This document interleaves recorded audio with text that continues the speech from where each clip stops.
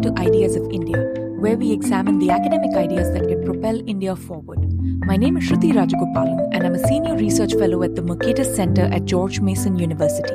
Today, my guest is my good friend Amit Varma, who is a writer and podcaster based in Mumbai.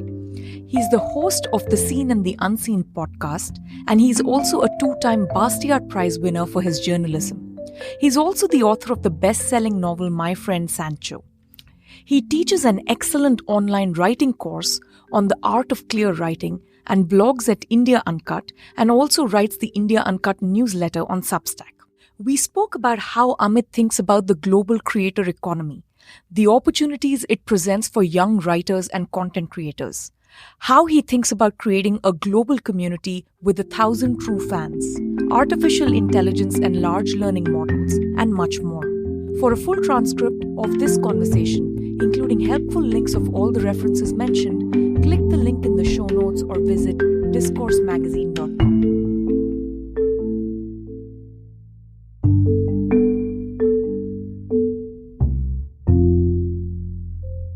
Hi, Amit. Thank you for coming on the show. And I think this is the easiest thing I have ever done because I don't even have to produce it. Yeah. Thanks, Shruti. It's such a pleasure being here. And it was sort of a joy watching you set up because I've known you, I think, since you were a kid. And I'm so proud of everything you've done. The other day, I was chatting with our mutual friend, Vaidehi Tandel, who was in Mumbai. And we met her for coffee. And we kind of described ourselves as Shruti's people. And it's so nice to be able to do that because even though once upon a time you were a bachcha to us, today you're such a formidable force of nature. So yeah, we're very proud of you. Normally that would irritate me because, I'm an irritable person and I don't like most people. You and Vaidehi, I accept. I am very happy to be in this club and for you to know each other through me and be known by me. First of all, it's really nice to have you here because I have been on your podcast lots of times and this is the first time you're coming over. But Ideas of India kind of owes a lot to you because I was not so convinced about doing this, and it's really through my guest appearances on The Seen and the Unseen that I got this kind of identity as, you're great on podcasts. I always joke that, Amit and I have the face for radio, right? So that's the way it all kicked off. And then people said, you should do this on your own. And you were the first person I came to for a lot of advice. You gave me great advice. I stuck to most of it. So it's super nice to have you here. It's just very different from most of my other guests. It's super nice to be here. And, I remember when you first came on the Seen and the Unseen, you were really skeptical what our podcast going to do. And those days they were much shorter. And my episode 26 was my first one to hit an hour. And at the end of it, you were so psyched out. You were like, hey, cut as much as you need to. And this is too much. And who wants to hear me for so long? But one of the learnings, and I didn't know podcasts right at the start, but one of the important learnings that I learned about podcasts also speaks directly to what you're saying about your feeling that, hey, I can't do it, and realizing over time as you got comfortable that you can, which is that unlike radio, people often think podcasts are radio on demand, but they're a lot more than that. Radio is fundamentally different because of all the incentives, the license fees, all of that. In radio, you're broadcasting to a lot of people, whereas a podcast is a voice in your head. It's intimate, and therefore you don't need things like how to project yourself and how to speak to many people and all of that. You just need to be yourself, and if you can be yourself and you can make that connection, that's all that matters. And the thing about you, and the thing I think about both of us and every podcaster I like basically, is that in real life also they're straightforward people, right? They are not projecting a persona or whatever, they're just being themselves. And that is the only secret to good podcasting. That's where you start. You just have to be yourself, and look what I've done. I've given another lecture. This is me being myself, I guess. No, actually, the first thing I want to pick up on that is, of course, I took your advice very carefully, and the be authentic, don't worry if you think you're too economist in your thinking or too nerdy or too geeky, embrace all of it and go for it.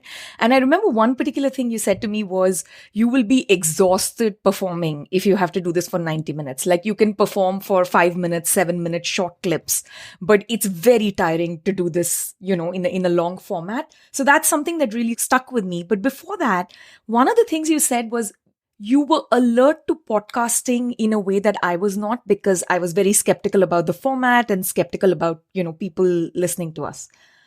But that's not the first time you've been alert to something. Like you were alert to blogging before anyone else got there. You were alert to the MTV revolution very early on. You were alert to the fact that cricket, scores, statistic, writing is going to move online in a very big way before other people were. Most other people, like, the credible voices were still writing for Telegraph and Times of India and things like that.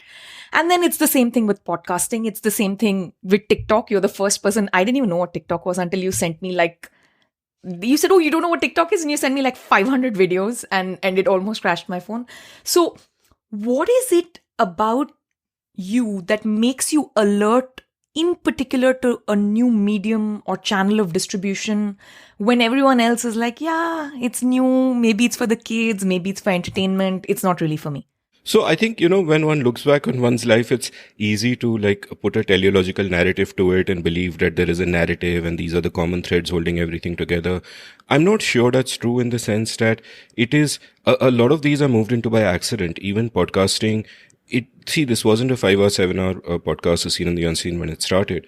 It was just 15-minute exercise. And at that time, I wasn't doing it myself. It was done with a partner. Then later I took the show over and it was very little effort. And that's why I did it. Blogging also was very little effort. You open an account with Blogger, you put a para out there and it's kind of, and all these things just happen to take off with time. So it was really serendipitous, me going from one thing to another. I mean, two common frames, I think, hold them together, and I'm thinking aloud here because obviously we didn't kind of prepare for this or discuss this particular thing before, but I think one is the sense that I've always had that I'm an outsider everywhere. Even when you called me for those two conferences in August and I was stuck in my room with what appeared to be COVID but wasn't, but it was pretty bad. And I remember in a blaze of self-pity thinking it doesn't matter, I'm an outsider here, and I've kind of been an outsider in every community I've been part of, whether it was being a journalist, whether it was in television, whether it was in college, which is way back in the 80s and 90s, where there's no internet. So you're stuck to communities of circumstance. You're restricted by geography and where you are, and you can't find like-minded people so easily. So in a sense, I was always an outsider. And because I'm always an outsider, I'm looking out. Right. And therefore I see this new stuff and I'm like, okay, hey, let's try this. And I've just kind of been open to everything. And the different enthusiasms came about because of different reasons. Blogging happened when I was a managing editor at Cricinfo, so I'm working in a mainstream place, but I want to write about other things in cricket. And it's easy for me to do because my first imagination is, hey, it's a blog, no one's going to read it anyway. And then I start and then it really takes off and becomes big. And then that's motivation enough to continue. And yeah, okay, that goes on for a few years till that ends. And, so on and so forth. So there's no grand narrative theme to tie it all together.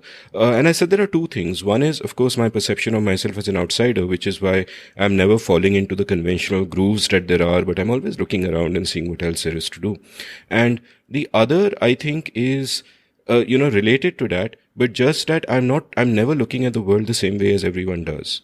I'm always looking at other stuff. I'm always kind of questioning, why are we doing this? Like with blogging, for example, because I'm thinking of first principles with everything, it's very easy for me to take a step back and see why it is so remarkably different from what I was doing earlier.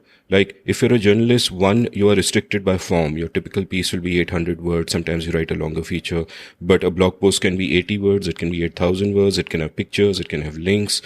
You're no longer, and beyond the form, you're no longer tied to a news cycle. You can write about whatever you feel like. I can write about something that happened in 1940. No one's asking me why is it relevant.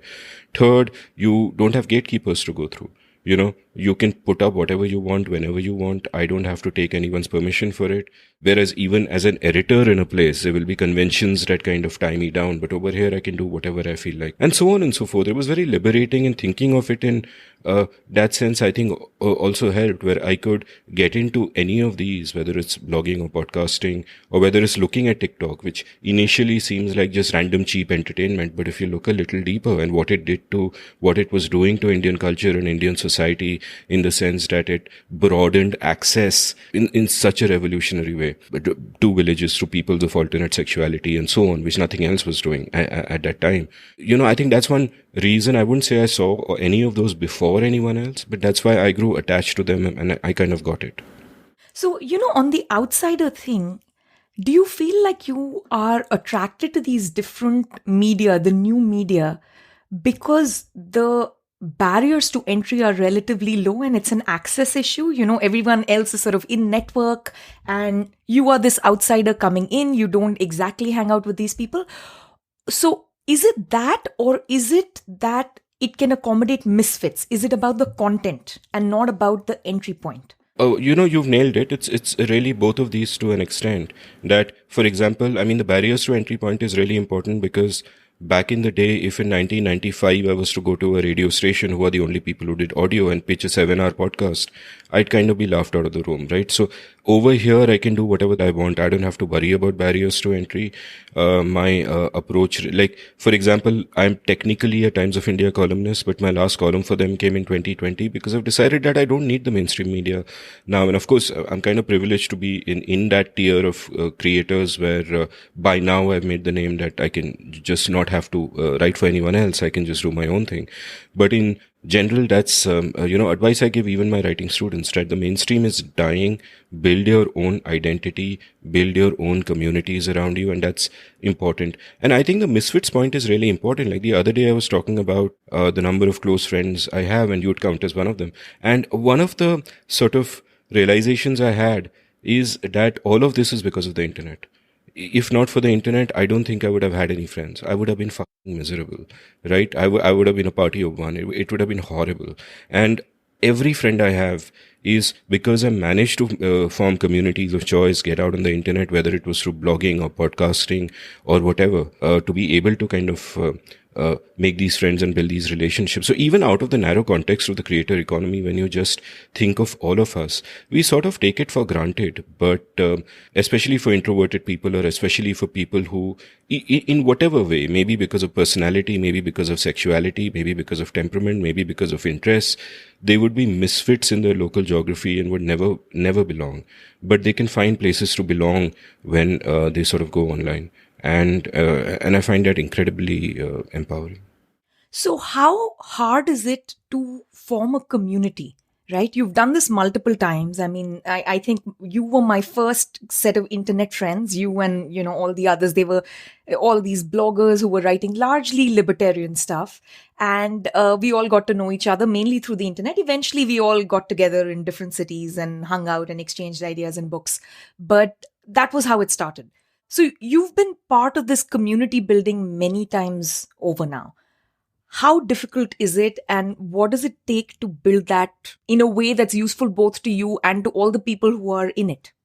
So there are two kinds of communities we're talking here. The first is communities of people like you, of like-minded people or fellow misfits or whatever. And that's incredibly important because one, you wouldn't meet people like that in real life. And two, they help sharpen your thinking. Like when we were part of something that was jokingly called the Libertarian Cartel. Obviously the cartel bit is tongue in cheek, circa 2007, 2008, and all of us kind of went in different directions. And the thing is that if I didn't meet this bunch of people, like I consider our mutual friend Yazad Jal as a really big influence on my thinking, because all the conventional thinking that you're surrounded by is, the socialist thinking where the state is a solution to everything and blah, blah. And at one level, you might instinctively know that this is wrong. You look at the real world and you see that this isn't working, that this can't possibly be true, but you don't want to speak out against what appears to be accepted wisdom because, hey, you also want to belong at some point. Maybe you just stay silent. You don't have resources to sharpen your thinking. And suddenly you meet a bunch of people who kind of help you find those intellectual frames and then guide you to resources which can help you become, a sharper intellectual. And I think going beyond that, I think all of us failed, including you and me, in sort of spreading this thinking out to a wider audience. So there are still large hordes of people out there who just accept the conventional wisdom because it's absolutely nothing else. And that's a failure on our part, and hopefully we'll set it right in times to come. So that's one kind of community. And like I said, that community has been hugely important to me personally. The other kind of community is a community that a creator builds around herself. Now, I talk about how the world has changed for creators in 5 fundamental ways since, the 90s. And one of them is the ability to form communities. For example, in 1995, let's say I publish a piece in Times of India. It comes, you see it, you're like, this guy is interesting. You ignore it. Then 6 weeks later, something comes in Indian Express. You say, name sounds familiar. This guy is interesting. But I have no way of interfacing with the community or binding it together. What happens in the OTs with blogging and all that is that one, you do have comments on blogs, but once a blog goes above a certain level of traffic, as mine did, you have an oyster signal ratio problem. So a lot of the top blogs just disable comments anyway. But it is sort of a rough way to sort of reach people, but not to actually accumulate them or gather them in one place. What's happened recently is that using Discord or using Substack, you can actually form your own community. Like 30 years ago, you see a piece by me in Times of India and you forget about me. Today, you follow a link, you hit my Substack piece, and you're like, this guy is interesting. You click subscribe, which is free for a lot of good newsletters. From then on, you're part of my community. That email database belongs to me, not to Substack. So you're part of my community. Everything I do reaches out to you. I can sell merchandise. I can publish a book. And that community is something that I am just growing. Like, just like you have Shruti's people. And that's in an informal sense, you could say that I have Amit's people, and they're not exclusively my people, but I can reach them anytime I want. There's a certain amount of goodwill there. And also, I teach an online writing course. I've had more than 2,100 students at the time of recording. And that's also a community. We have very vibrant community interaction. We have a large WhatsApp group with, more than 700 people. Everybody's supporting everybody else. Unlike the rest of the internet is filled with positivity. There's no negativity. Everybody's happy for everyone else. Tremendous support. So it's important, I think, for people who create to look at building community. And one of the other points which is related to this, so I'll go through it. One of the other 5 ways in which the world has changed is that you can make money off your community now. Like in the 90s, what would happen is you'd sell a random piece to Times of India. Times of India aggregates eyeballs with all the pieces they have. They sell advertising. You get a tiny, tiny chunk of that. You have no direct interface. This changed in 2 phases. One phase is first perhaps in the 2010s with YouTube and all that, where creators got the clout to actually get the advertising themselves. And the other phase after that is when you don't need advertisers. You can get money directly from, your fans and your community, as I do with my writing course, as I could do in various other ways if I wasn't lazy. But so those avenues are now open. What Kevin Kelly said about 1,000 true fans is so true. You don't need to scale anymore. You need to find those 1,000 true fans. And if you're authentic and you stick to what you're doing, I have faith that, every creator has a shot at finding them. There are 2 parts to the sort of shift that have happened since you were a, columnist in the early years. I don't even know when that was. It's the prehistoric age, right? And then Cricinfo and so on, which is the means of production started getting cheaper and started liberalizing. And then the second aspect was the means of distribution dramatically shifted. And this is really the post-internet world. And I want to make this distinction between the two, especially because you've linked it so clearly to the community of fans, right? So what I mean by means of production is now it's so much easier for anyone to get a, relatively cheap smartphone, right? I mean, it won't be as good as the latest amazing iPhone, but it can do 90% of the job.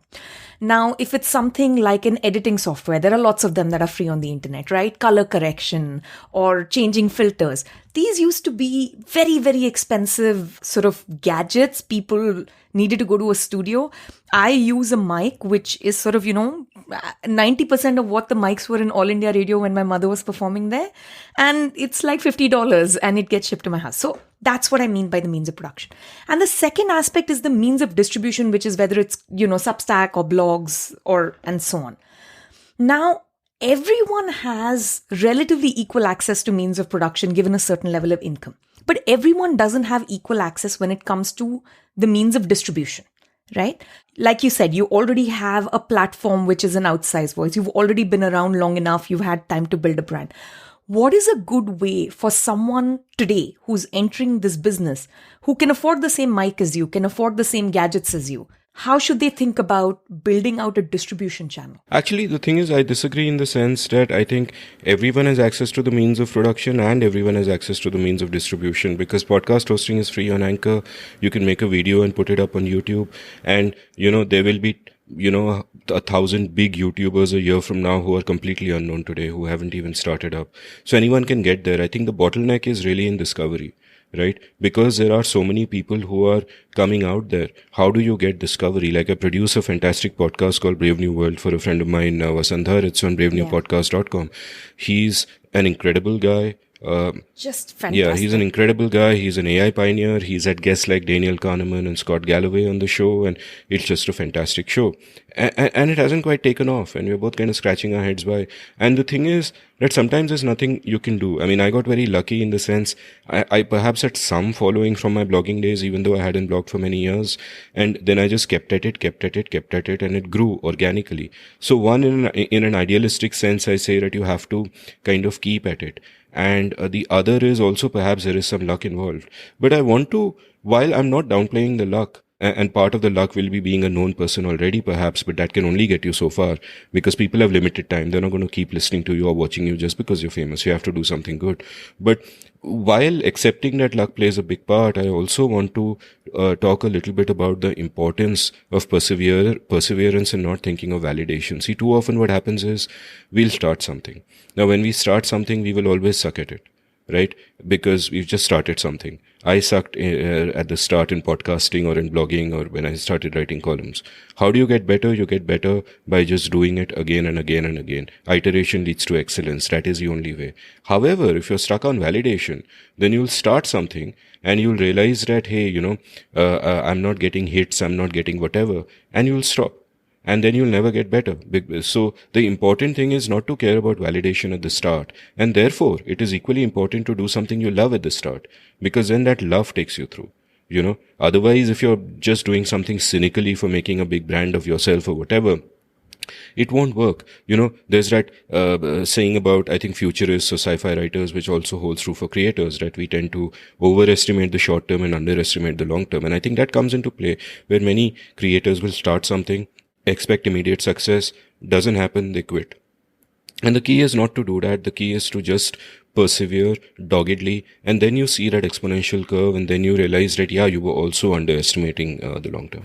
So, on the distribution, I want to make a difference between the access to the different media, to the different channels. And you're right, anyone can upload a podcast, you can get a free account on Twitter, you can get a free account on Substack, and so on.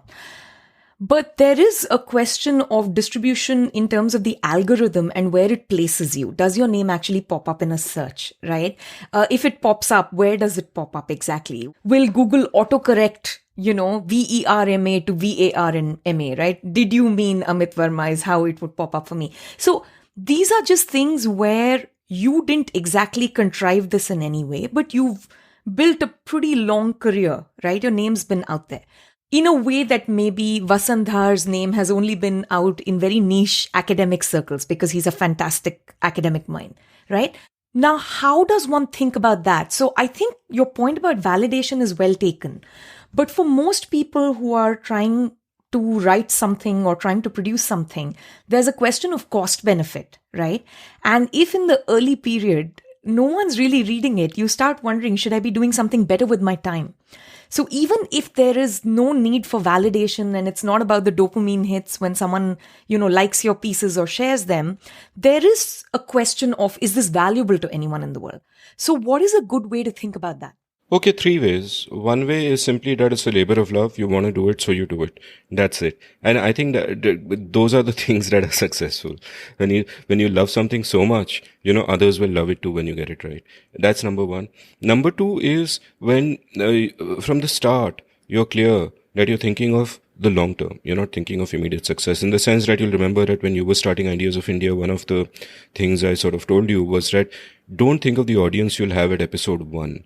Think of someone who discovers your show in episode 100 and think of what they can binge on. And you're building that, body of work for them to binge. And the way I've thought of my podcast is that I want someone to be able to listen to them in 2050 and get a really clear sense of a particular kind of time, the way a particular kind of person thought, and so on and so forth, and therefore make it a resource for the future.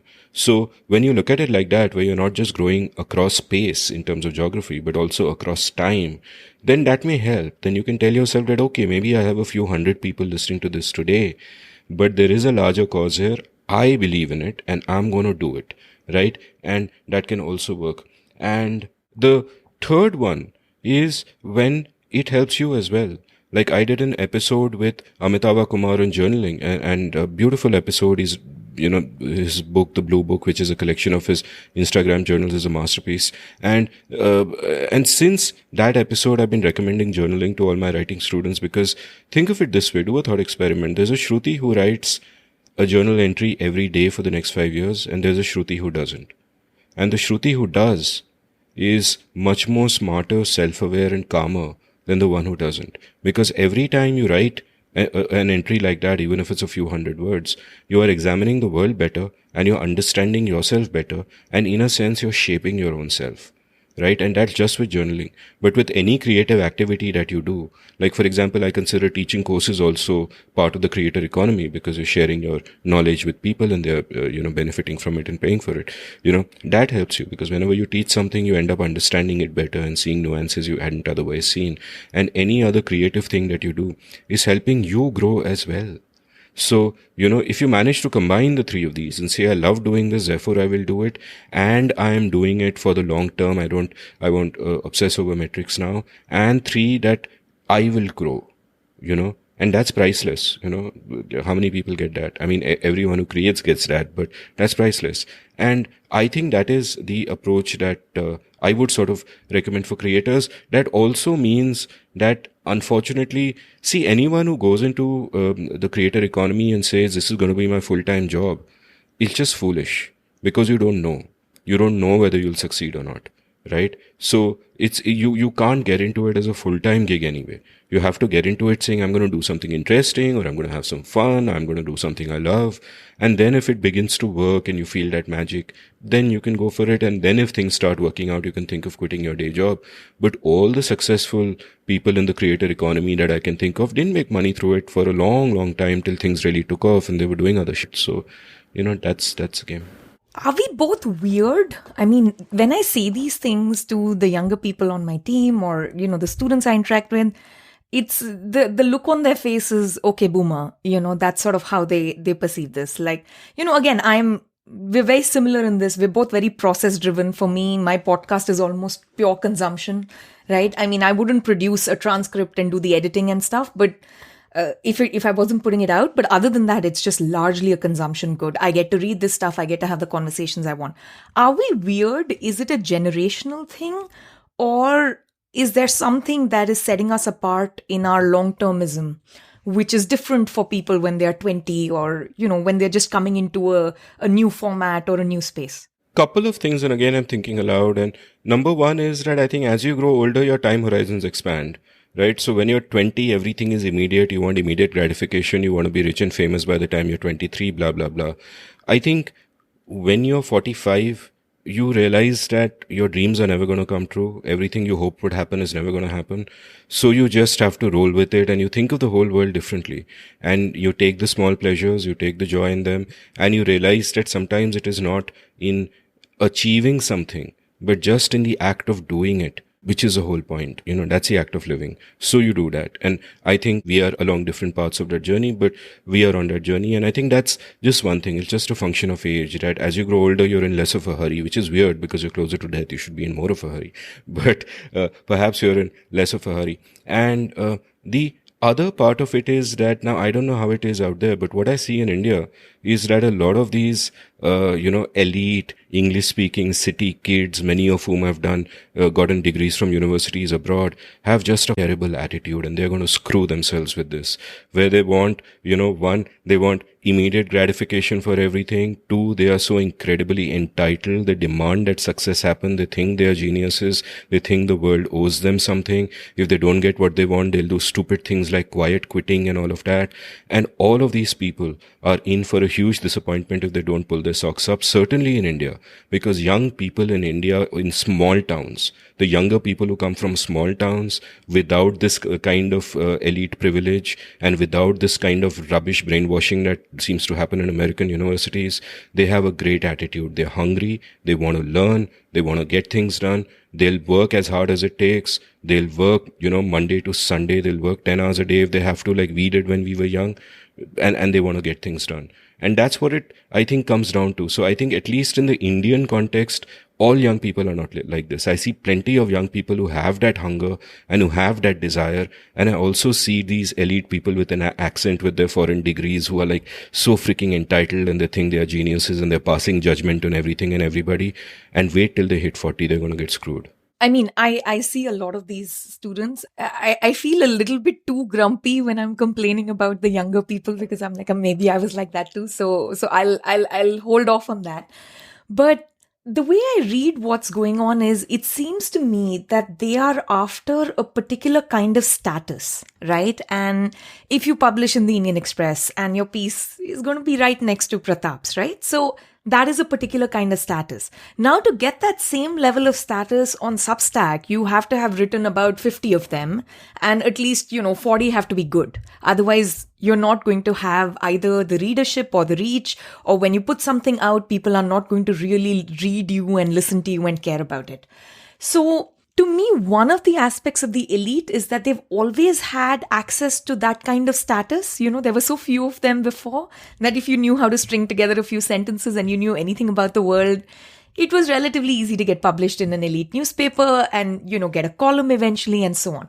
So I think that's what's going on. And I'm not sure if it's that they're not willing to put in the hard work. It's that they're not willing to put in the hard work to something that's not going to grant them the status at the same speed that, the traditional institutional press and media are going to grant them. Is this a way to think about it? The status versus reach? You reduce the access, the barriers to entry and allow people access, but that automatically democratizes the medium and reduces the ability to tell us who is high status versus who is low status. Whereas if you're in Indian Express next to Pratap Bhanumehta, we know you're high status, right? So this is how I have sort of made sense of what's going on with that group. Yeah, that's a very sharp observation. But if there are people like that, they're making a mistake at a number of levels. And one of the levels, my broad observation is the mainstream is crumbling. It is going to become less and less relevant, and elites are going to suffer. Now, what happens is, first of all, let's take a counterfactual. You look at one of my recent episodes was with a guy called Gurvinder Bhogal. Now, I don't know if you've read him. Absolutely brilliant. Discovered him on Twitter. He would do mega threads on Twitter. He's basically a specialist in metacognition. He thinks about thinking. But through the prism of that, he's eviscerated the elites. He's eviscerated, both sides of the political spectrum, the wokes and the based, as he calls them, and so on and so forth. And one of the sharpest thinkers around came to prominence on Twitter, then does Substack. And I would say he's one of the most important thinkers of our times, and he has that reach, right? And he hasn't published in mainstream newspapers or whatever, though obviously they'll come knocking on his door. And if he has any sense, he should say no. And here's why he should say no. Because what I tell my students, my writing students, for example, when they say that, hey, I want to pitch to Indian Express or I want to pitch to so-and-so, is I tell them don't. That's a trap. And I'll tell you why it's a trap. What happens is that, let's say you pitch to Indian Express today, you pitch to the Hindu tomorrow, you pitch to these major newspapers. Number of things happen. One is you're thinking piece to piece and you're thinking like something every 4 weeks, something every 5 weeks. The output is very limited. You have to go through gatekeepers. You have to conform to conventional thinking. Automatically, you're putting straitjackets on yourself. Now, because your output is nowhere near as prolific as someone who is substacking, you will also spend less time in the writing gym. You will spend less time writing per se, and writing is a way of improving your thinking. So therefore, somebody who is substacking like that won't get that immediate rush of status, which only fellow elites actually notice, besides Pratap. But what will happen is that the substackers are getting smarter. They're building an organic audience that counts for much more. They're building those communities, as we spoke about earlier, and these guys aren't. So eventually they'll have the sort of the cachet among the 40 other people in their academic circle jerk that, hey, I published an Indian Express besides Pratap. But they will not even have Pratap's reach or influence, because Pratap is Pratap. So publishing besides him means nothing. And equally, they will not have that larger audience, and they will be worse thinkers because they're not iterating enough, or they're not writing enough, and they've put these straitjackets on themselves. And therefore, it's a bad policy in any case. And and I get people like somebody exactly like that who fits that definition wrote into me asking to be on the Seen and the Unseen, and I took one look at his work and I saw the word neoliberal, and I was like, mentally I just said, okay, red flag, fuck off, right? So yeah, that's where we go. So, I want to talk a little bit about the editors. So, this is a slightly, heartbreaking topic for me. I completely agree with you about the mainstream press, especially in India. I used to have a column with Mint. I have exited writing for the mainstream press for various reasons, and we can get into that. But to me, I don't know if I just got very lucky with my editors or they were just doing their job, but they weren't just gatekeepers, right? They were also curating, which is a really important function in the digital world when there's so much noise and you need people to curate good ideas. And they were the people who taught me how to write. I didn't learn how to write in undergrad or in law school. A little bit when I was working, part-time alongside law school at a law firm. But it's really people like Niranjan, who was our editor at Mint, or Mary, who was our editor at Wall Street Journal. They worked draft after draft with me. And I was just very fortunate. It all happened in my early 20s. I don't know how I struck gold like that. But I feel very bad about that function. I know a lot about writing today because they taught me the basic mechanics of how to do it. And then, of course, I had the discipline to keep at it. So what is a good way to think about modern day mainstream editors? Are they all just gone, the good ones? Are they just gatekeepers now in a hurry because they need to turn a news cycle around? Are there still good curators? What is their overall function today?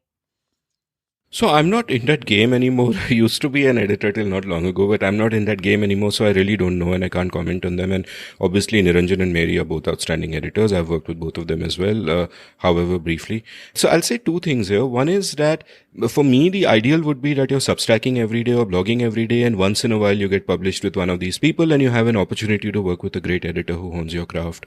But the other thing is, if I think of the great internet writers of the last 20 years, right? They haven't really had those editors. They've put in self-discipline. Like to me, the finest essayist of this century so far is Paul Graham, right? And he doesn't have an editor. He works for weeks on his essay, and some of his essays are actually tell you how to write an essay in terms of how to think, how to write, all of that, right? He's got a brilliant piece called Write Simply, which in fact I send to all my writing students, and I tell them that normally I don't like adverbs, but this one is fine. Right? And it's a great essay, right? And the point is, and I think one of the other very fine essayists who seems inspired by Paul, I think was a protege of his, is Sam Altman, whose essays are also absolutely wonderful. I look at someone like Gurvinder, and Gurvinder in his episode with me talks about the intentionality with his writing and the way that he writes, because he's understood metacognition. He knows what is going to go on in the reader's head when the reader reads him, and he can find his own style for that reason. Now, I don't know how much I think these writers would be lesser writers if they worked with the great editors. They really would. But this is also partly because they are outsiders and they think in a particular way, and also they have the clarity of thought to be able to produce a clarity of writing, and obviously there's a two-way feedback loop between clarity of writing and clarity of thought, but they're that good. So I don't think good editors are necessary. If you find one, I think it is a blessing, but good editors can also come from particular points of view and particular ways of thinking, and that can be a straitjacket. So I really don't know, and I think that this is something that one doesn't plan. I think with young writers, things happen to them and they go with the flow. And if they're lucky to get good editors, that's great. But if they are unfortunate to be stuck in a situation where they can't really grow and where they're being hampered, they should also have the clear-sightedness to be able to see that. It's odd because at some level, people who are clear thinkers will eventually become clear writers. I mean, it's a question of just putting your ass on the chair and just working the hours to get you where you need to get. But a very large part of the writing process is good feedback, right? And what's happening online is just the feedback noise to signal ratio is pretty bad. And I have learned this the hard way. So, I come from very, very traditional institutions. I spent the first 30 years of my life in proper educational institutions, right? And actually, I've never worked outside of a university. My first job was at a university. I still work at a university. So I'm used to a seminar culture where when people critique you or they tell you something about your work, you take it very seriously. So I was using that same framework for Twitter, and it is a recipe for disaster. One, because you can't take every comment seriously. And two, because a lot of people just don't know very much. And I don't mean that in a nasty way. I just mean I'm an economist. Very often I use words that are technical terms that have a very clear meaning.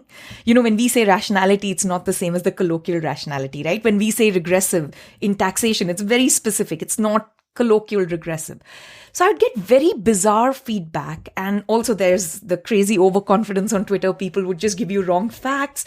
I would get into a tizzy and then immediately go back and check if I've made a mistake. And obviously, I had it. Then I just said, you know what? I need to get my feedback from very trusted sources. I can't do this. I need to get it from editors and a few writers that and it's always forthcoming. I write an awkward sentence and before I know it, you will text me and say, this was really great. This sentence is horrible. And I really appreciate that.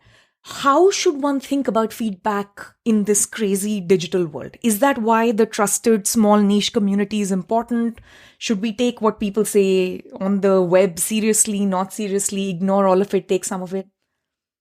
Yeah, so three things. I think one, as far as the web is concerned, you and I know exactly what's going on there, and we just need to sort of ignore Twitter. And once in a while, if there's someone you know on Twitter and they happen to give you feedback on Twitter instead of, directly emailing you and it's good feedback, you can take it. But, everything really with a pinch of salt. Twitter is reacting to keywords and trigger words. They're not even reading the piece. Nobody reads a damn piece. You know this. You've been mobbed for something which people didn't even read, right? Twitter brings out the worst in people and it also empowers the worst people. And we've both been at the receiving end of that and seen what that is like. So one, ignore Twitter. Two, yeah, it's useful to sort of have people you can trust. Like, once in a while when you write something, I'll write to you and I'll sort of talk about it. So it's useful to build a community of people like that who you can trust, even accountability partners, even beyond the feedback loop. So you can discuss your sort of writing with them and they can keep you on the track and make sure you're writing enough and you're doing your targets. And that's invaluable. It's harder to do. It takes a lot of luck to kind of get the right circles.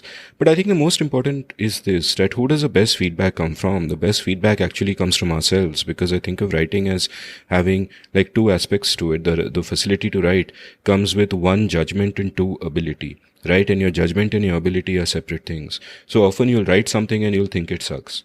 And one, that may be because you're too close to it and you're being too critical, but two, it could also be because your judgment is ahead of your ability. Now, this is a reason for you to continue, not to stop, because it's a positive thing. It means your ability will eventually catch up. So what you also need to do is keep working on your judgment. Keep working on your judgment, and that means, and this is something you do, but I'm not sure how many writers actually do it as rigorously as they should, that you have to read a lot. There's no substitute for that. You have to read a lot. You have to read it with a critical mind. When you read a great piece, reverse engineer it. Read it again with that specific eye where you're looking at the craft. When you read a piece by someone you like, but this particular piece hasn't worked, do the same thing. Read it with a critical eye. Figure out, why didn't it work this time? What went wrong? Why did it feel off?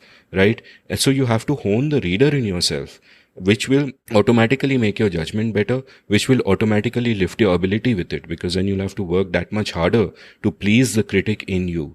So ultimately, this is all we have. Like, I think of writing as, like, I'm very fortunate to have the friends I do in the community of writers that I'm part of. But ultimately for me, writing it's a lonely activity. You are all alone with the demons in your mind, and you have to kind of get the job done. And ultimately, there is nowhere else to look but to yourself. And therefore, it is important that you hone your judgment as well, so you can be your own mentor, as it were.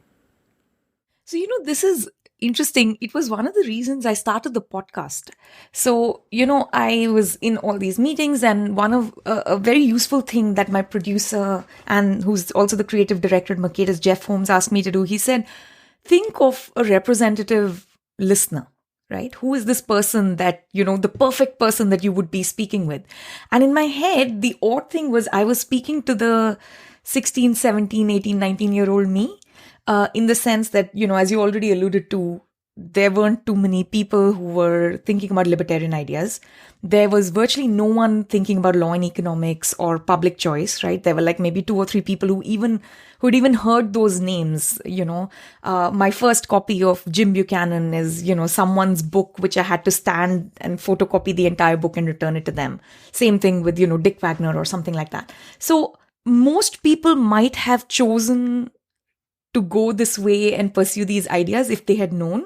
So my sense was, what if we make these academic ideas a little bit more accessible, right? And actually, people can just listen. And if they're in a small town in India or a university that's not so great because that's the best they had access to or they could afford, they will at least have a sense of, oh, there is this other thing out there that someone in this other university in the other end of the world, or in the other end of India is actually working on these ideas. And that sounds interesting and maybe I can pursue it. So that was sort of my goal with this, right? It's the same thing, it seems, with writing, right? But what is a good way to think about the target listener or the target audience in a world where technically you could reach anyone? Anyone could read your piece. Anyone could listen to an episode of the podcast. And maybe it's interpreted well or not interpreted well. Maybe they have the context or they don't. So what is a good way to think about that? Yeah, no, great question. But before I answer that, I'll come back to that earlier thing you said about, young girls in some random place in India listening to this and understanding that there's a world out there they haven't yet known of, but which holds possibilities for them. And I think that's actually an incredible social service. Like, to come across something and find that it gives you the permission to think in a different way, that it's okay to think beyond particular boxes and go in to open up possibilities to you, I think is incredible. And it's a social service. Like, I often think that I don't know what my podcast, even with the reach that I've been lucky enough to have, might achieve tangibly in the here and now. But maybe there's a 15-year-old girl in a small town in India somewhere listening to this who is Prime Minister of the country in 2050.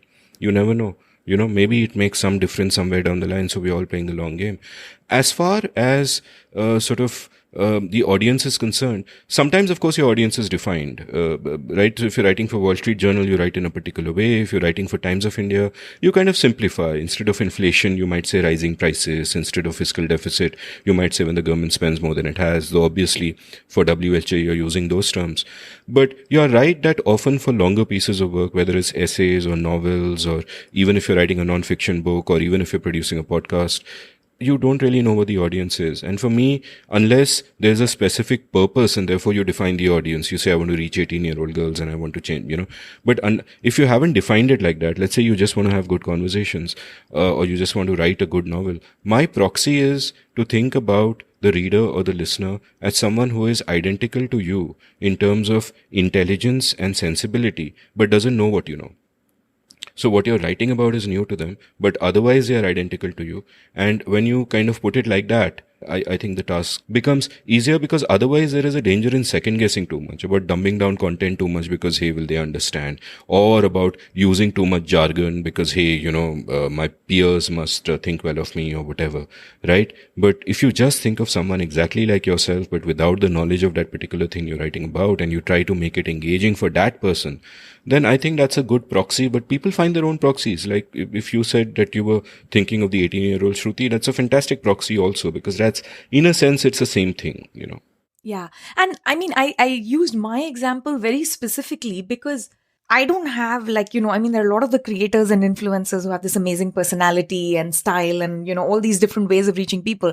My only superpower is I know a lot of material and I know how to put it in a historical context or a disciplinary context, right? That's really what my training is. And I teach very well. So the sense was, if, going by your be authentic theme, right? What is it that I really do? I make complex ideas more accessible in the classroom and, so on. So that was really the intention, that I have this phenomenal access, if I, request a particular academic to come on the podcast, right? They will come, right? And then they will discuss their book with great interest. They will try to make it more accessible and so on. And that has been the way, in a sense, I wasn't really doing social service. It was also consumption for me. But that was really the effort. In fact, a couple of people have told me this. They're like, listening to your podcast sounds like you're doing office hours with your favorite professor. And I was like, that's exactly what it is. That is it. You hit the nail on the head. Like, I prep and I go and I know I have X number of minutes and then I can ask them all the questions I've been dying to ask them. Coming back to this sense of, the ideal listener and what you said about context building, I particularly like Substack for that, because now suddenly you're not bound by length, right? And you can also start linking in things, which you obviously, one can't do when it's a print paper. But even the online digital versions of a lot of the print newspapers, they don't put in the links that you suggest. They put in their own links, or they have certain rules about what is gated, what is ungated, what is trustworthy, what is not trustworthy. I would even link a tweet, which is something they would never do, right? Or embed a tweet. I have written Substacks that just have YouTube video clips of like Hindi movies and things like that. So there is something about the world of context building that the digital media is very, very well suited to in a way that traditional media isn't. What is a good way to use that aspect? Is it just go on Substack, start writing, you'll figure out the missing context because readers will give you feedback? Or is there a method to this madness? Like, what are the building blocks of that? So I don't know if there's a method to this madness because I've kind of stumbled through everything. But I think, blogs had all of the things you mentioned. You could link to stuff. Length wasn't an issue. But I think blogs are dead and Substack is much better or newsletters are much better. And the reason for that is that number one, the reason blogs are dead is no one goes to destination websites anymore. They're not going to click indiauncut.com and go there. They'll just click on a link.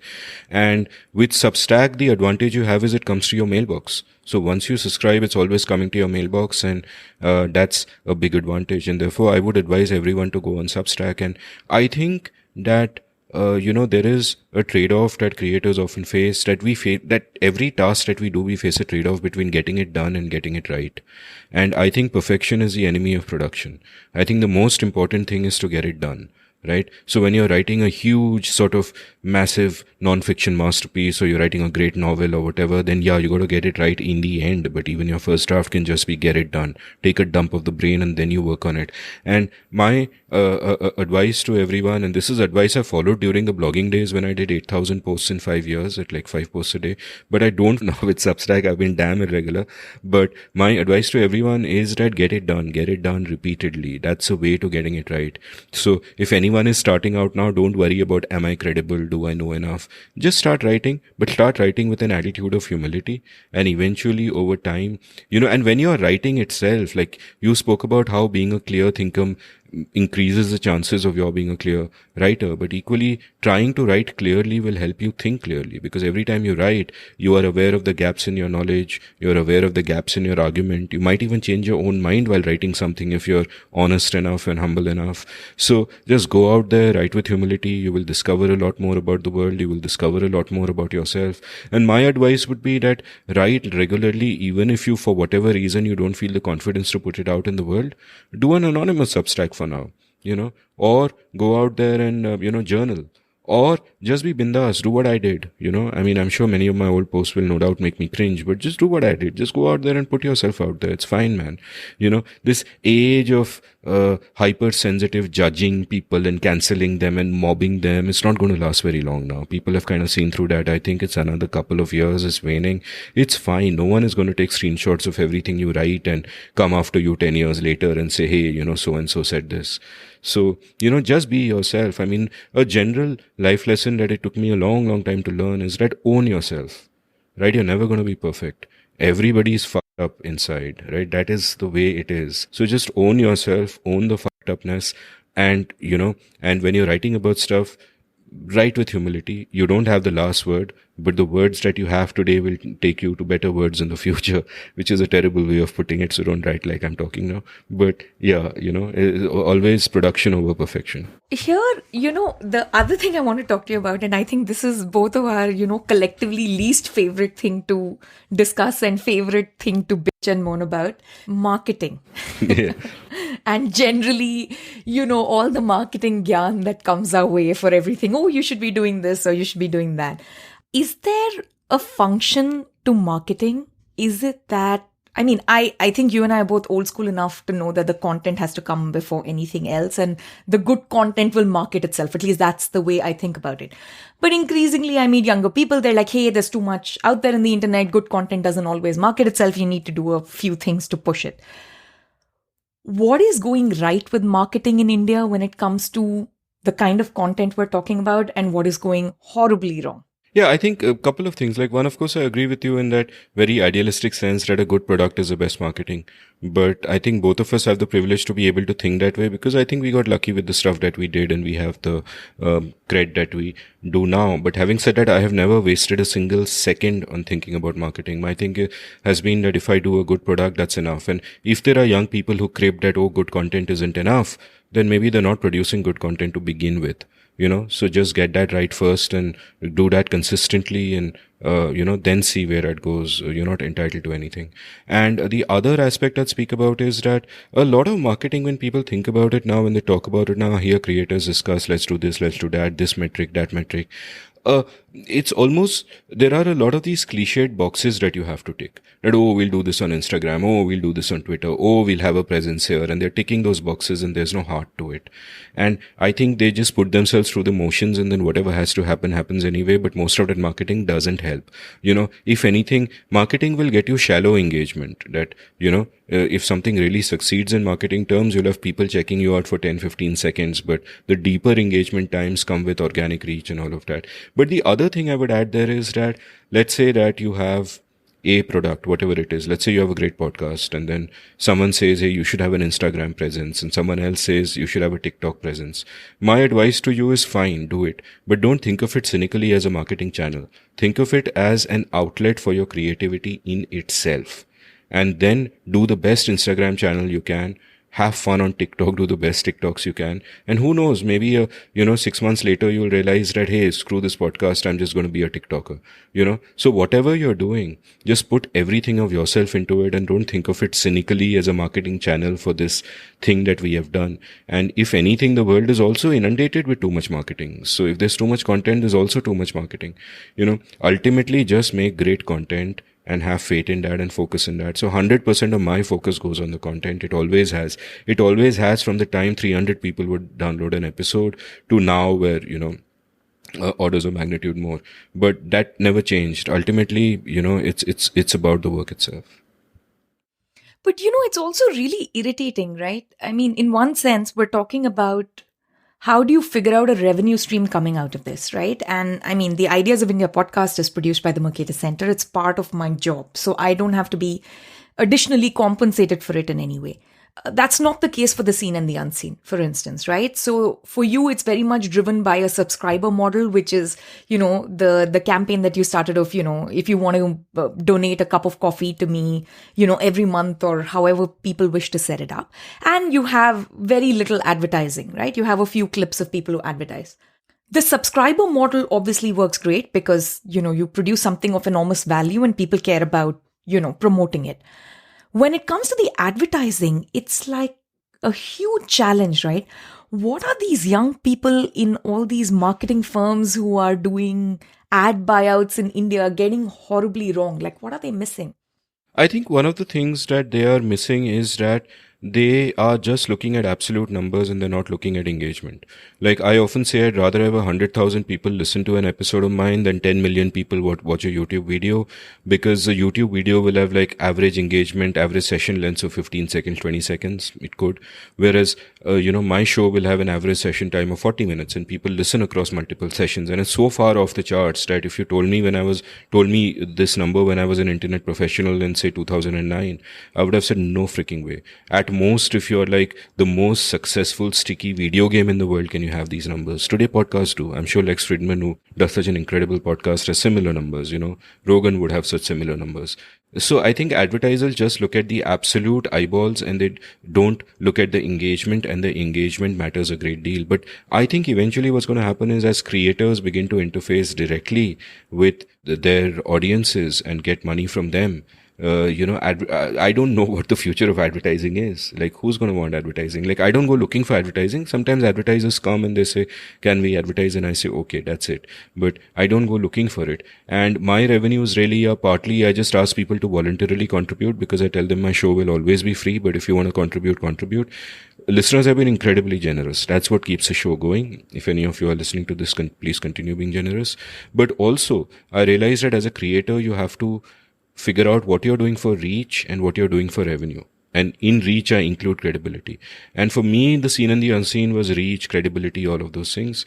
Revenue was my writing course, which got me the revenue and which really keeps the show going. But at the same time, you can't compromise on quality anyway. It's still got to be kick-ass. And that's why, in fact, earlier the first bunch of students who signed up for my writing course did so because of they've heard Seen and the Unseen and they know the guy is credible.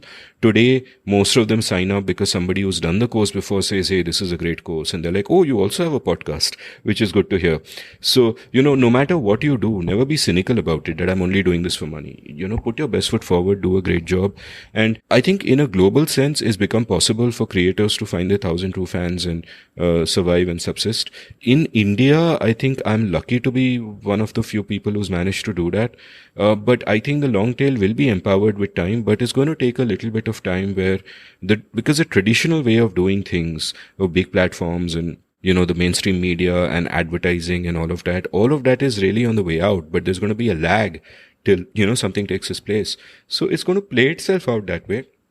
But if you are a creator, your ultimate aim should be that I will be my own boss and my money will come directly from the people who value what I do. And I don't want arbiters in between.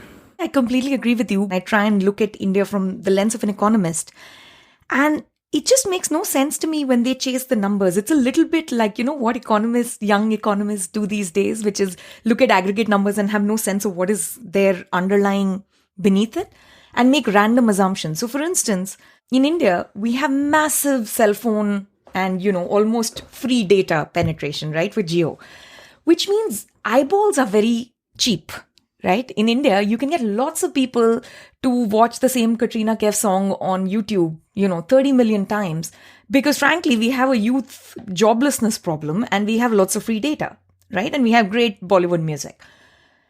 Now, how many of those people are actually going to end up buying anything that is being advertised along with that? We don't know, right? Because the same Katrina Kaif movie doesn't get a, fraction of the ticket sales that YouTube video gets. So that's, one part of it. So purchasing power. When it comes to something like the Seen and the Unseen, not only is it deep engagement, you're actually reaching a few 100,000 people who are the top 25 million earners in India, right? So in India is made up of lots of countries and there is the top 25 million who are like kind of the GDP per capita of Taiwan, right? Or the top 100 million who are closer to Mexico. The rest of them, even if they watch it, they're not going to buy the books. And what is extraordinary about the Seen and the Unseen is anytime someone comes on your show, their book immediately becomes a bestseller in Indian terms because people are buying it. And I know this because when you go on Amazon, it's like titles other people bought, which have nothing to do with that book. And the only commonality is they've both been on the Seen and the Unseen. I'm sure someone has pointed this out to you. So is it just that these people don't know what they are doing? Because it's not even clear to me that the numbers are going to get them what they want, which is people putting their money where their mouth is or where their eyeballs are. You're referring to the advertisers not knowing what they're doing? Yeah. I think it is because, for an advertiser, it's safe to deliver on the big number. It is dangerous if you're an advertising executive in a firm, you have a boss to report to, that boss has a boss to report to, that final guy then has to go to the board and say, we got these numbers and, these are what the other advertising companies did. It's like, what Chuck Prince said about banking, when the music's playing, you have to dance. And if the dance is going to be around the metrics of absolute numbers, you're going to go there. Now, you're absolutely right that a Katrina Kaif song, and I haven't watched one in a long time, so forgive me if my judgment is wrong, but I'm disappointed. If a Katrina Kaif song or a random Bollywood song, maybe what I would call shallow content, not in a judgmental sense, but in terms of engagement, whereas a good podcast like yours would be deep content. So I think that is a distinction that they don't know how to make or they may not care about, because if what the advertiser per se is being judged on is eyeballs, he'll deliver the eyeballs. How do you make the decision to go for something else? How do you measure it? How do you put a metric to it? It's a business that's really got to evolve. Like John Wanamaker once famously said that half the money I spend on advertising is wasted, but I don't know which half. Ambi Parmeswaran, the legendary ad man, was on my show, and Ambi described digital marketing as spray and pray. And that's exactly what it is. These guys don't have a clue. Now, in the short term, I suffer because people who could advertise and just, get a tremendous amount of engagement, they don't advertise. But I'm okay with that. I couldn't care less. I'm not going to wait for the world to catch up. I have to keep moving ahead. No, sure. I didn't mean that it has to impact what you do, because you have alternate sources of revenue, and to a very large extent, you are still partly subsidizing the seen and the unseen with other resources, even though it's such a runaway hit, right? So in any normal universe, there would be no reason for the creator to subsidize this podcast. But there's something funky and fundamentally off about Indian marketing, Indian advertising, that seems to be the case. So is it going to be a question of catch up? You're just a little bit ahead of your time, or they just don't know what they're doing? No, I think the thing is that the mainstream is completely irrelevant. And when I don't like adverbs, but when I say completely here, I mean completely. It is over, it is finished, right? That whole model of having mainstream media, of having advertising, every aspect of that is irrelevant, it is broken, it is dysfunctional. However, there is going to be a lag between other systems coming up and taking its place and finding ways to function. And that lag is going to take a while. I mean, to a large extent, these are unknown unknowns, and these are unknown unknowns which are exacerbated by the greatest unknown of all, which is the impact of AI on all this.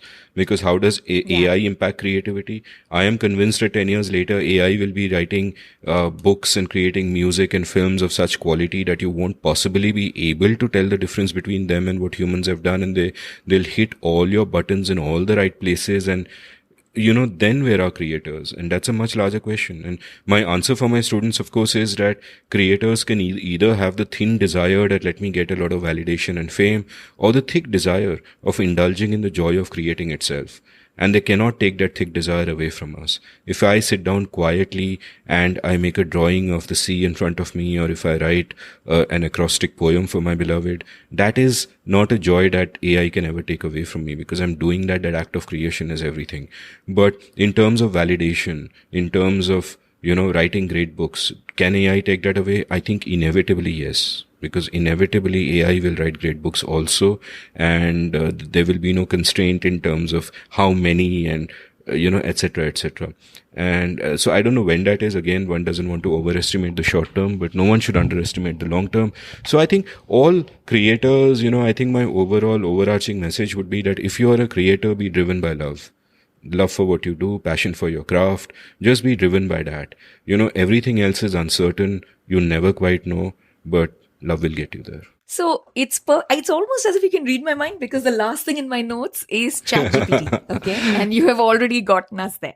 So one is, what do you make of it? I mean, I don't mean AI more generally. That's a bigger question.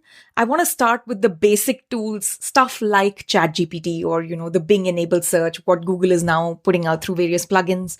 How does one use them? Yeah, I think, first of all, I know you want to talk about ChatGPT in particular and not AI in general, but I'll just say that people who are dissing AI in general by looking at ChatGPT are making the same mistake that people would have made if they were looking at a 2 MB mainframe computer that occupied an entire room in 1950 and were condemning computing on the basis of that and saying no individual will ever have one of these in their room. And I would just say, don't make that mistake. AI is going to be able to do everything, and generative AI is not the last word in AI. Yeah. So on this, it's funny. You and I are old enough to have seen the beginning of the internet. Yeah. And when someone complains to me and says, ChatGPT is not really that great, I'm like, I remember search before Google got good. It was really bad, yeah. right? And even the early version of Google was not that great. And then Google got really good. But the time it took for that to happen was many years. And what is super interesting about ChatGPT is each iteration is so much better than the previous one. And it's a matter of weeks and months, right? The difference between 3.5 and ChatGPT 4 is enormous. I mean, I know that's only available to subscribers, but I think you and I, this might just be our age showing that we remember that. Yeah, time. And also until recently, and I'm a subscriber, until recently, 3.5 could write better erotica than 4, because if the controls on 4 are slightly tighter. But I think they've tightened up the controls on 3.5 also, so it's become a bit boring.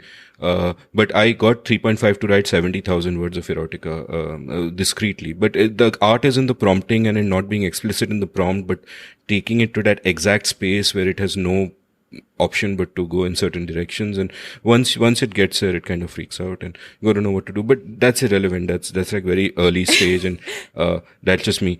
again, talking about age, I am old enough now to know that there are things that you cannot unsee and unread. So I'm going to stay clear of ChatGPT erotica No, you for the won't. moment, but I'm going to use it in other Yeah, ways. but you won't be able to get it to write erotica because it'll say I'm sorry or I apologize or whatever. It takes great skill to take it in those particular directions which I mastered. Yeah, But and I just haven't honed my yeah, no, but prompts I'm kind yet. of bored with it, and I'll say that a couple of times when I had a guest coming on the scene and the unseen, I said, okay, so and so is my guest. What question should I ask? And the questions it gives me are good enough for a 1 hour podcast, Wow. but definitely not questions I could use because I go to different places. I'm doing 5 hour, 6 hour shows, but they're definitely good enough for a 1 hour podcast. You could wing it just with that. Obviously, you should do your fact check because right now it hallucinates. But yeah. I think the larger thing about using GPT is that, and our mutual friend Ajay Shah and I were discussing this the other day in the context of coders, for example. What happens to all our tech coolies? And our thing is that your tech coolies are basically going to disappear, but the people who are going to benefit are the slightly higher order thinkers. Because if you're a slightly higher order thinker, you have now unlimited coding resources available to you with ChatGPT and so on, that your power is multiplied many times. So the question there is, how many of the tech ghoulies can upgrade their skills to become higher order thinkers? And the same for everything. Like if you're in a copywriting firm and you have a creative director with 10 copywriters, you don't need the 10 copywriters. You just need that creative director to know how to prompt. That's what you need. Similarly with mediocre illustrators, you don't need them anymore. You just need someone who knows how to prompt. Now, the question is, you and I are both extreme optimists when it comes to technology. That sure, we say that initially there might be some loss in jobs, there is some displacement, but eventually the gains in productivity are so massive that, it more than makes up for all of that. In the case of GPT, what my mind can't grok is how that process will play out, because obviously the future benefits are unknown unknowns, and I believe they will be massive to the point where productivity could go up to such an extent that we could one day hit a post-scarcity society. But having said that, I don't know how the transition happens, because I can see in as little as a year or 2 years, I see millions of copywriters and illustrators and tech coolies out of a job. There's no need for them. And do the benefits come in fast enough for that to work out? I mean, on the whole, I'm optimistic, but I can't lay out a scenario. What do you think? So for me, I think I am more optimistic than you are, and for a few reasons. So one, I think the productivity gains are huge, and I think they're also very big for the mediocre copywriter and illustrator if they quickly get on board and learn how to use ChatGPT. The nice thing about it is there is no institutional accreditation about how well you prompt, right? So it's something you can actually learn by doing. It's a very level playing field. Of course, there's a certain subscription fee that, one needs to pay, but you can get good at prompting. And a lot of it is just, provoking and being good at conversation, trying to be willing to do a lot of trial and error and so on. So I think people will get there. But the nice thing about these things is if writing overall gets better, people will read more because now it's easier to read and consume more information, which means you crack the market open, right? It's the same thing with good, illustration. If the illustrations become more vivid at a pretty low cost and even a mediocre illustrator can do a good job, then more and more copy is going to have great illustration. Sort of, all our Substacks can have highly personalized illustration, which means it cracks open the economy and makes that economy much bigger. And there's more demand for illustrators because now we've gotten used to having personalized illustration for each Substack post and for each paragraph. So I think the size of the market can grow in a way where if that does it faster than the number of new mediocre copywriters or coders coming in, it's going to keep up. The second reason I'm optimistic that we're not going to lose too many jobs in the short run is coordination, right? And there is a transactions cost element to this. Now, can I give good prompts to Midjourney and, Stable Diffusion and come up with a good illustration? Sure.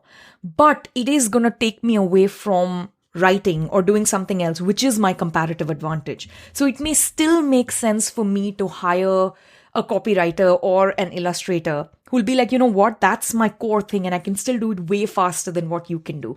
So you're right that ChatGPT gives me a lot of absolute advantages, but still my comparative advantage is being an economist, right? And that's not going to change anytime soon.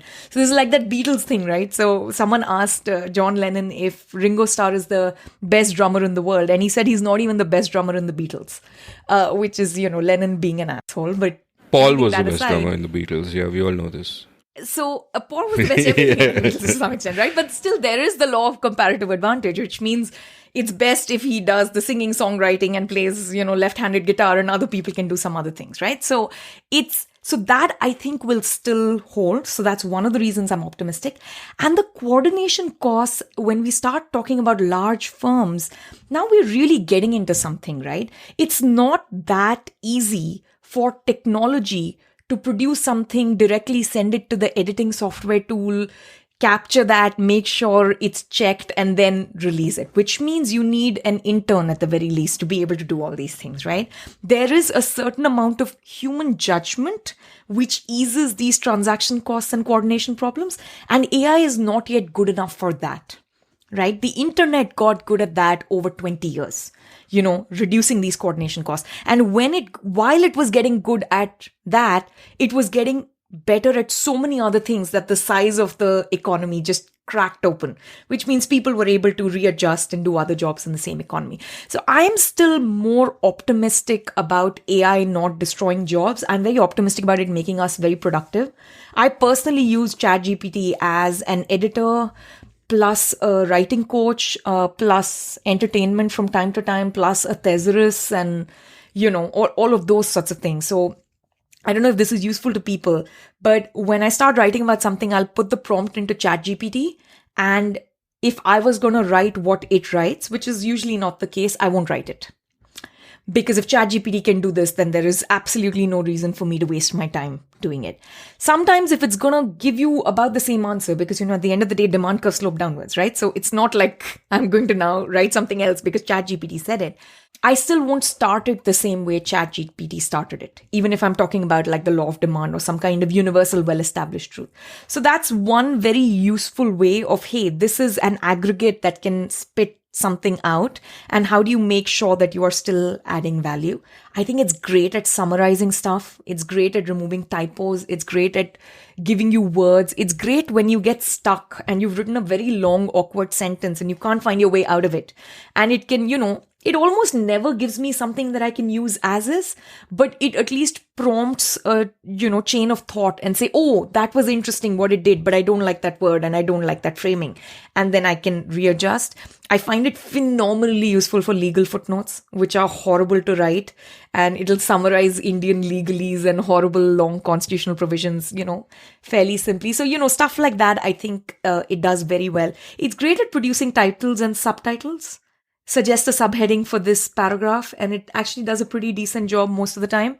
So those are the sorts of things. So I very much use it as a writing bouncing board, things my editor would normally tell me, or a good writing coach would tell me. So that's really how I have been using it. I have not been using it for erotica. I must confess. I doubt I'll use it anytime soon. Yeah, that's kind of where I am right now. Yeah, no, I think, first of all, I'm optimistic about AI as well, but you've given me specific, concrete reasons to be optimistic, which are wonderful and really lucid. So thank you for that.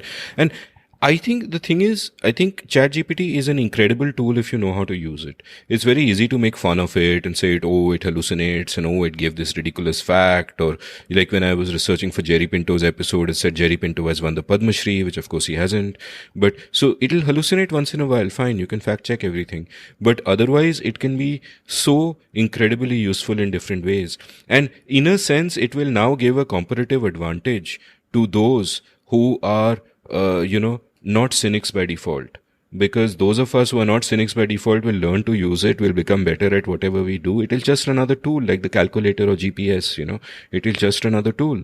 And those who want to, stay on this sort of, I don't even know what it is. It's not even virtue signaling. It's just, it's so fashionable to diss everything. And therefore it has become fashionable among a certain class of people to just diss chat GPT. And the point is their loss, too bad. It'll create a vicious cycle for them. Well, yes and no. So I actually find something positive even in the people dissing it, right? In the following sense, I love that we have come far enough that if something is not as perfect as you expect it to be the day it's launched, you are annoyed by it. This is a little bit like, Louis C.K. had this bit where he said, we went years and years without the internet, and then we went years and years without being able to use anything, including our phones, other than like a paper book on an aircraft. And then they started providing Wi-Fi, and it was obviously not consistent, right? It would keep breaking up. And the second that happened, people would like loudly complain, can you believe it that the Wi-Fi is not working on this plane?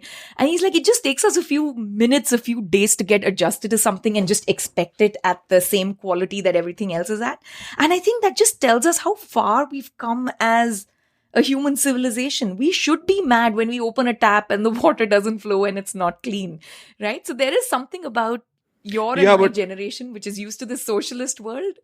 We're so grateful for everything. I would love that these kids don't have to be grateful for everything, that they can just be entitled. No, I don't love it because they're too entitled and it leads to too much hubris. And sometimes you have to take that step back and have a little less hubris. And really, all negative reactions to AI, in my opinion, are driven by hubris. We are overestimating our own intelligence whenever we criticize AI. Like, the reason you and I are having this conversation is we've been trained on LLMs that are much smaller than the LLMs ChatGPT has been trained on. And our ability to process those LLMs is far less than ChatGPT's, and we'll do things which we'll call creative, and we'll assign an almost mysticality to it simply because we don't understand the processes in the brain by which it has come about. But it is actually inevitable that every single thing we do at some point AI will do and do better. And that is fine. This is not a reason to get upset. We are, just as individually we are all fucked up broken people, we are also a broken species. So have the humility to accept it, and by some miracle we have created a larger order of intelligence than us, and pretty soon perhaps a larger order of consciousness. And even if some believe it threatens our species, so freaking what? What's so great about it? I don't know about the threatening of the species yet. I just don't know enough about it. I think we overestimate the role of intelligence and underestimate the role of coordination and general frictions, right? I mean, we can't get files to move in a particular way, even in a large, private, excellent multinational corporation. It takes, you've been in some of these marketing type meetings or something. It just takes, the bureaucracy takes forever. So unless this learns how to connect Google with Microsoft, with Zoom, with the podcast software, with Salesforce and everything, and can magically coordinate these things, I think we're overestimating. I do think the whole, can it crack the nuclear code through computation and set off missiles? I think that's a realistic fear. But all the other things, they require a lot of human bureaucracy. So that's one thing. Bureaucracy might save us. But the hallucination, funnily enough, I don't even know why we call it that, but it makes me very optimistic that it is very human, So most people have been dissing this hallucination part, right? That it's just making up references and those papers actually don't exist or those cases don't exist. Something happened. A US law firm, couple of lawyers got reprimanded by a judge because they produced a list of cases which were just fake. But think about how humans are. So, we have a blind spot, right? So you drive. So we have a blind spot when we're driving. It doesn't look like a black hole when we are looking at the side mirror. Now, what does the mind do? It just magically populates what's going on. Now, technically, the only thing we can't see is the car in the blind spot. But the road doesn't break up. The trees are the same way the trees are just before and after it. The sidewalk is consistent, right? Everything else the mind will populate except the car, because the car we actually cannot see. So it's hard to just, put that there. And I feel like ChatGPT is doing something very similar, right? It's very human in that aspect, that it's probabilistic. So it's actually populating everything else that seems feasible, which also gives me hope that it will start getting blind spot checkers, and it will start getting better at even knowing that it has this blind spot and how do you deal with it. Just the way humans did with, the side view mirror and, that little light that blinks in my car now. I have one of the newer cars, there's a little blind spot thing. Whenever a car shows up on the side, it'll tell me. So those are the sorts of things that make me quite optimistic that it is going to be able to contribute to our intelligence in a meaningful way despite the hallucination. The fact that Google doesn't hallucinate should tell you something. And what it tells me is not that it's a superior technology. It actually tells me it's trying to do something much more basic. Yeah. Right? Which is why it's not hallucinating. So am I too much of a tech optimist that I'm like, positive about all of these things. I don't know. I think tech optimists have had a good record so far because we've always been right. So I'm happy to be a tech optimist with you. And this is a great point about the blind spot and about, Google getting nothing wrong because it's doing too little. Like when I was a poker professional, one of my friends once asked this room of people that if no one ever calls your bluff, what does that mean? And only I had the right answer. It obviously means you aren't bluffing enough. Because if you bluff optimally, a certain percentage of your bluff should get called, And I think it's a bit like that. And I was chatting with Vasant when he was in Bombay and we were recording an episode on the creator economy as well. And he spoke about how when he wrote a newsletter on a Substack on AI, somebody came to him and said that, ultimately, humans are very intelligent, but they're also very messed up and fucked up. And if computers get more intelligent, why won't they also be messed up and fucked up? Which is a great point, but my answer to that was we are messed up and fucked up because of the contradictory impulses inside our brain. We are hardwired a certain way. A lot of the hardwiring is contradictory with each other. You have layers of different social convention built on top of that, many of which contradict each other as well. On top of that is our rational mind and the immediate incentives and the chemical balance in our brain and what is making us feel at a particular moment in time. And this is just a messy, crazy soup. Whereas AI can just be hyper-rational. It is not messed up in any of these ways. So, therefore, at least these complexities don't exist. I could lust for someone and actually believe I am in love because that's the evolutionary adaptation. But AI doesn't have that. AI doesn't have lust, and whatever it feels, so to say, it'll call it that. So I think humans are messed up, and that's probably a feature, not a bug. That's what makes us endearing often, and it's a cracks where the light gets in, as someone said. On the intelligence and the messed up part, one thing that I can't understand, and this is a genuine question, I'm not dissing what other people are saying. We see groups, whenever certain groups or species are perfectly aligned and they all do what the other person does and they coordinate very easily, we actually call them sheep, right? In a very pejorative sense that, this is clearly something of a lower level of intelligence that they all just do the same thing. Why are we expecting that the higher level intelligence, much higher than humans apparently, are all going to now magically coordinate with each other and have none of the conflicts that humans have and have none of the disagreements and have none of the coordination problems and none of the decentralized issues that any of us have? So apparently this super hyper-rational being, which is much more intelligent, is now going to have no trouble with all of them agreeing with each other and having this perfect alignment.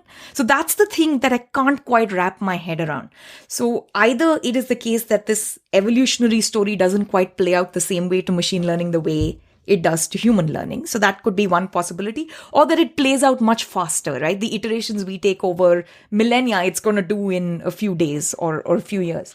Alternatively, those guys are missing something fundamental about intelligence and its ability to then keep replicating itself and then perfectly align. So I think there's something. I think both are true. We do anthropomorphize intelligence and assume that when we talk intelligence, it'll be an analog of human intelligence, which is not necessarily the case. And I think a lot of these, and I'm speculating and thinking aloud, but I think a lot of these coordination problems between humans are because of things like ego and tribalism and so on and so forth, which are unique to humans. And the impossibility of actually really communicating, which people don't realize, they take it for granted, but it's incredibly hard.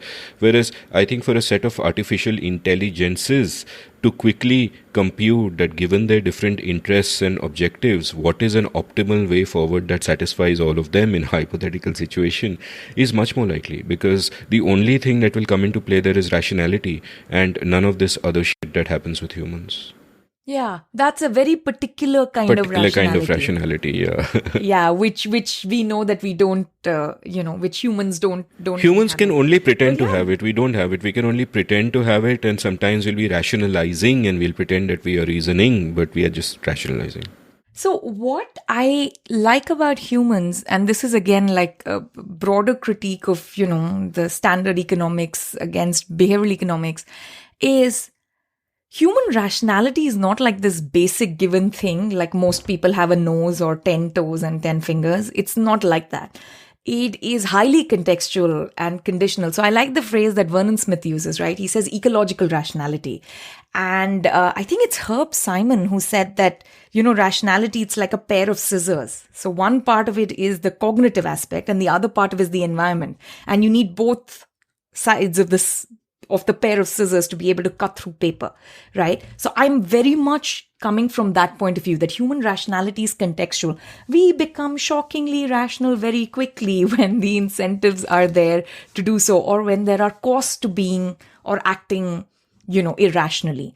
When it starts costing us to hold irrational views, we start very quickly adjusting to those views, which we see even on the internet and other places. So that's sort of my view of it. I have no idea how it's going to play out for machine learning. I'm like a total newbie. I don't know how to code. I don't know how any of the tech works except in an abstract philosophical way. So no one should go by what I'm doing except maybe borrow some of my prompts for ChatGPT. Or if they want to write erotica, borrow some of my prompts. But I'm not sharing because they're obviously personalized for me. But yeah, that scissor metaphor is fantastic. And that reminds me of, we should have you on the Seen and the Unseen again sometime soon to talk about so much else, but also rationality.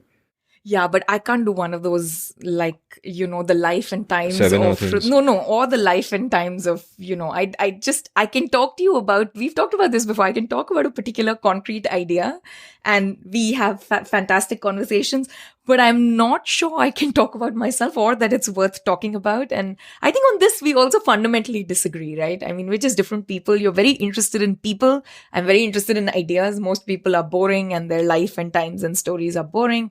So there is this, and I don't know, one of us has to persuade the I think other. The beautiful thing about friendship is sometimes you have to indulge your friends, and I shall ask exactly that of you soon.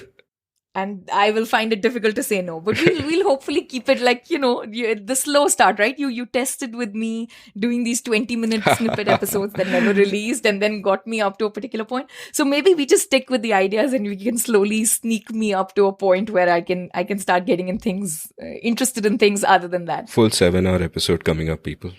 I do hold the distinction of doing the Life and Times episode of Amit Varma, which was 5.5 hours. So that which is 4 hours, 59 minutes. Oh, that's it. Felt longer. And it would have been around 5 hours, but I cut out one sentence from you at the end because I felt offended by it, where right at the end, you said that, let me tell you one thing about Amit. He will move on from this soon because he can't do one thing for too long at a time. And I just felt that she's going to be proved wrong on this, so let me cut it out. And I cut it out, and you have been proved wrong. Well, so far you didn't ask me what my time. Hi. So okay. Well, as of now, we are doing this thing. But I shouldn't have cut it out. I regret it now. I should just have kept it in. But I don't mind if I'm proved wrong, actually. It's not like I don't think about it like proof that way. It was more for me a clarion call to the listeners.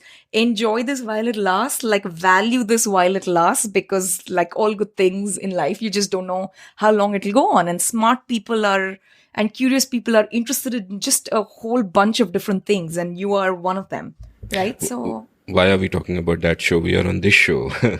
Yes, but all things, we all come from the coattails of the Seen and the Unseen, right? So yeah, God. this has been lovely. Thank you for coming on the show. This is fun, and thank you for this is one of the easiest conversations I've had. I feel like I've prepped for it for a very, very long time. So almost no prep right now, but lots of prep over a lifetime. And you even managed to record it and produce it for me, which is awesome. Yeah, because it's your tech is a holiday out there, and therefore I thought, hey, you don't need your tech people. I'll just do it with my system. So thank you for having me. This has been such great fun, and I'm so proud of you. And well done. Ideas of India is produced by the Mercatus Center at George Mason University. If you enjoy this podcast, please subscribe on Apple Podcasts, Spotify, or your favorite podcast app. Help us grow by giving us a rating and leaving a review.